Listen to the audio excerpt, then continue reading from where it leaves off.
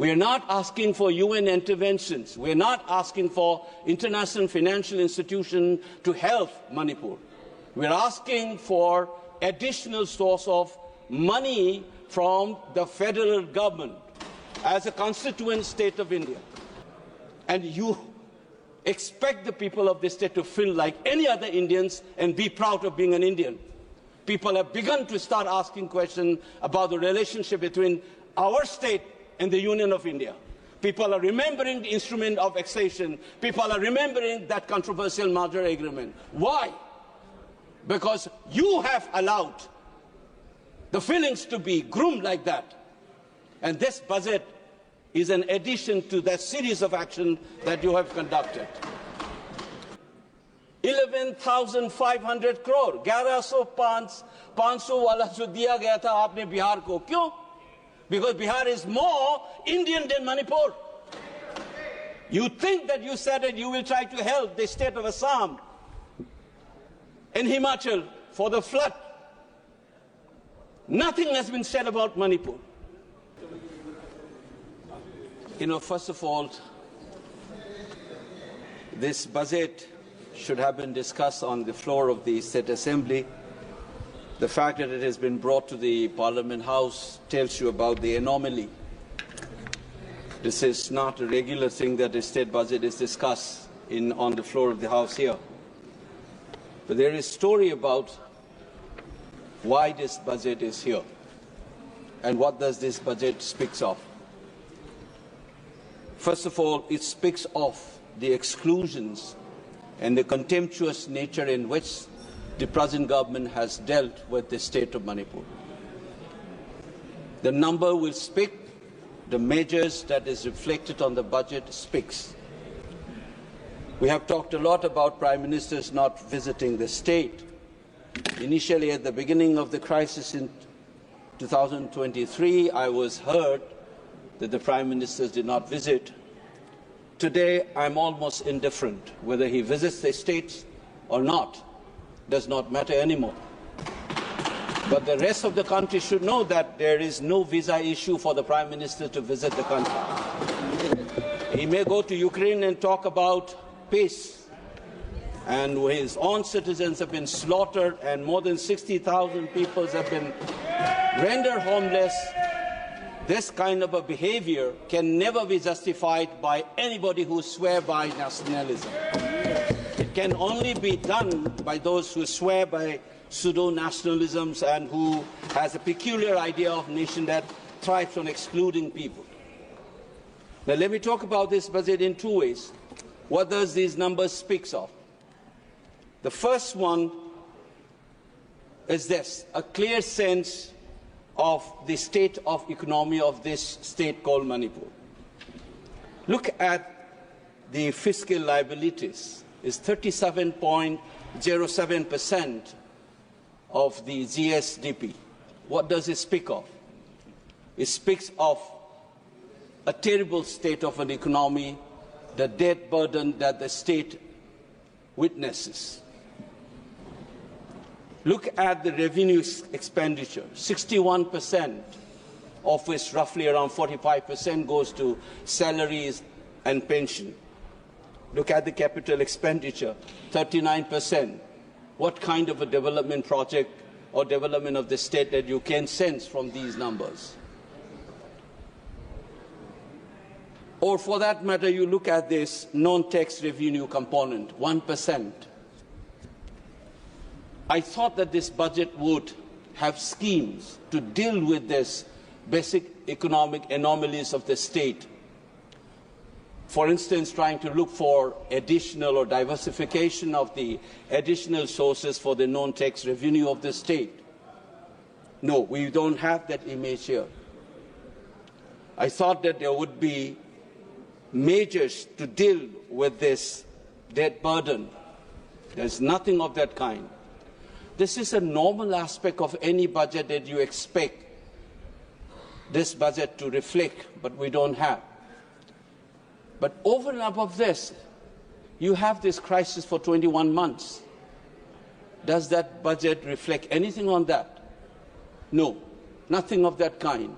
60,000 people. How do you expect that kind of economy of a state to deal with this crisis without the help of the center?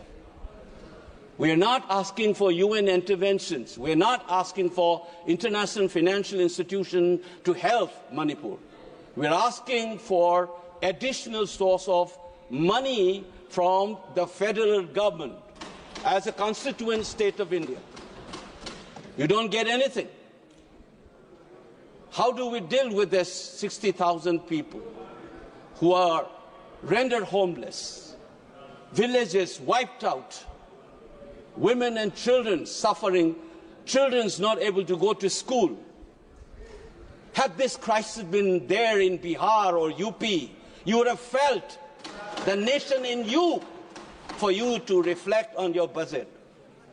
The kind of exclusions that I have been trying to brought up in this house.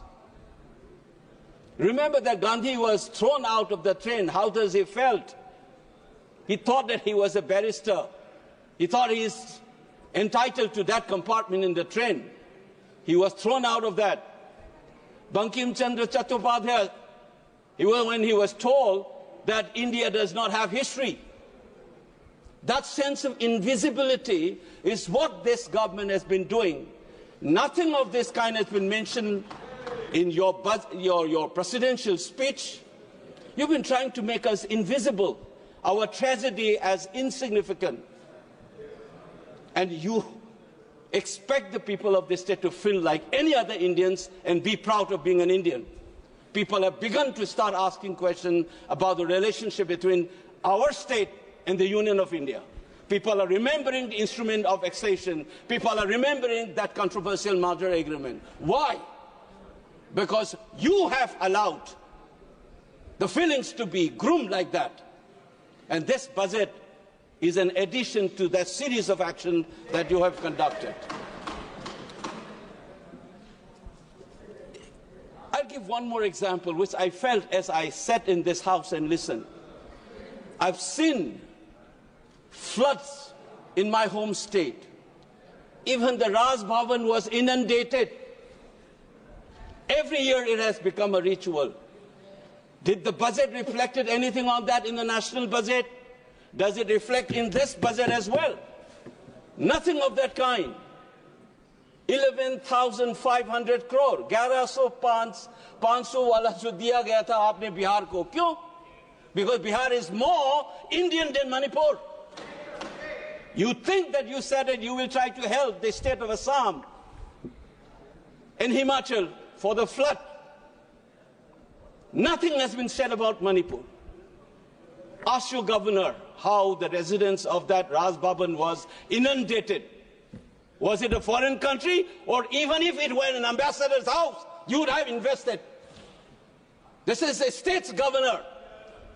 Under the Union of India, you don't bother and you expect us to feel normal, being included. Madam Chairperson, I am representing a voice.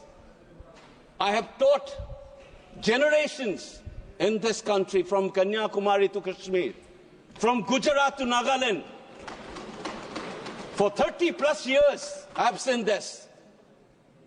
And you think it's normal that we, as people's representative in this House, will continuously throw this kind of insults? This budget is the same story that I have been witnessing. What do we do now? What can I expect from this government? What they will end up doing is, though this is being a budget estimate they are projecting for 25-26, at the end of the day you said, because I'm aware this is vote on account, and you say 50% has been approved, it's like a ritual, you will finish it off. Manipur even doesn't address. A ritual will be completed in a couple of days. Is this the largest democracy's temple would be indulging itself? I'm ashamed of myself to bring up these issues. It's not a joke. When thousands of people suffer, I expect this government to have some sensitivity and pump in a little more money and talk openly. If we have made mistake, let's accept. This is not about BJP or Congress. Let's move forward. Let's try to have this feeling that we are one, that we care for you. And this budget must reflect that, not a simple ritual to continue this insult and then blame the people for anti-India feeling being emerging in that space. Remember that anti-India feeling emerged in Manipur unlike anywhere in this country because of the follies of this state governments, the government of this country has continuously done. None other than the Home Secretary, a retired Home Secretary of the Union government has said Manipuris have been insulted, and the only way to move forward is for even the Prime Minister or the President to apologize. That insult continues even today. And this budget not taking care of the IDPs, not taking care of the basic needs of that economy, not taking care of the floods that has become a ritual, and you think it's going to be another ritual to pass in this floor of the House, it's very saddening, Madam Chairperson. I hope sooner we learn this and make corrective measures. I'm only wishing that one day we will be able to say that we are all Indians. We feel the same feeling as everybody else. Thank you, Madam Chairperson.